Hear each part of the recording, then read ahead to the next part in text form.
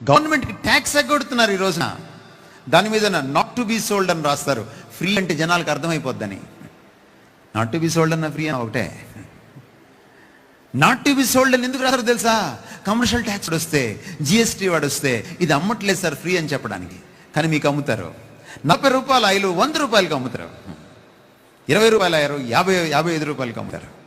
డబ్బాలు నా దగ్గర ఉన్నాయి, మీకు చూపించగలను పేర్లతో సహా. ఒక్క బిషప్ మాట్లాడా? ఒక్క దైవజనుడు మాట్లాడా? మాట్లాడు.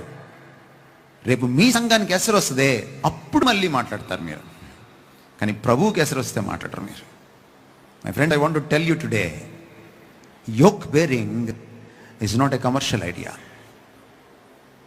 A.W. టోజర్ ఏమంటాడంటే, దేవుడిని ఎరగనివాడు తప్పు చేస్తే ఒకసారి తప్పు చేస్తాడు. బట్ దేవుణ్ణి ఎరిగినవాడు, అది కూడా దేవుడి పేరిట తప్పు చేస్తే ఇట్స్ ఎ డబుల్ సిన్ అంటాడు. It's double sin.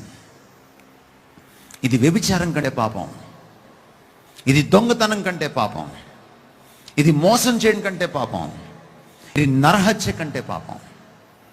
To use God for your selfish motives. Yoke bearing is not a commercial idea. Yoke bearing is not a competence. అది పోటీ పరిచర్య కాదు.